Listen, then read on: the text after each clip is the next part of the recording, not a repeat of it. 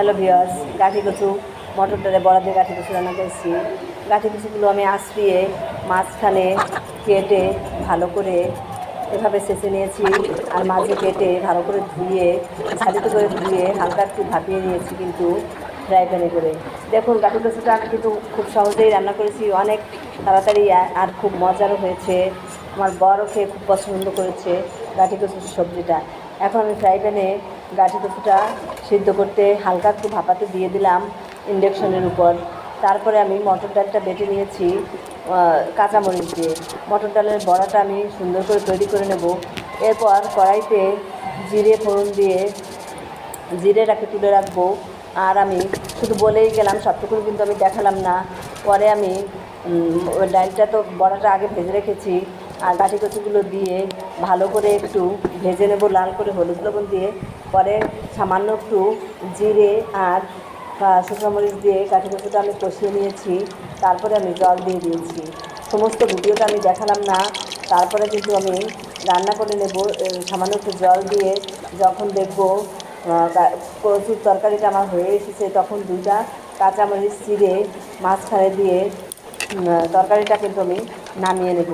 আমরা তো গরম মশলা এখন খেতে পারি না, তাই গরম মশলা দিলাম না। আপনারা মাছ দিয়ে এভাবে রান্না করতে পারেন, আবার গরম মশলা দিয়েও নিরামিষ দিনে রান্না করতে পারেন। অনেক মজার কিন্তু সবজিটা। এভাবে একবার খেলেই বুঝতে পারবেন যে কতটা ভালো লেগেছে। সত্যি গাঠি কচুর তরকারিও এভাবে খাওয়া যায়, তা আমি আজকে না খেলে বুঝতেই পারতাম না। অনেক মজা করে কিন্তু খাওয়ার সময় খেয়েছি গাঠি কচুর তরকারিটা। মাছ ছাড়াও রুই মাছের তরকারির মতো করে গাঠি কচুর তরকারি এভাবে একবার খেলেই আপনারা বুঝতে পারবেন অনেকটা মজার হয়েছে। মাছ ছাড়া মাছের তরকারি কিন্তু ভালোই চলছে আমাদের।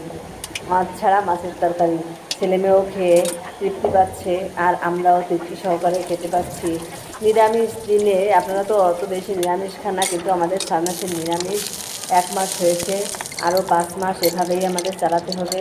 আমাদের সাথে থাকবেন, সাথে থাকলে ভালো লাগবে।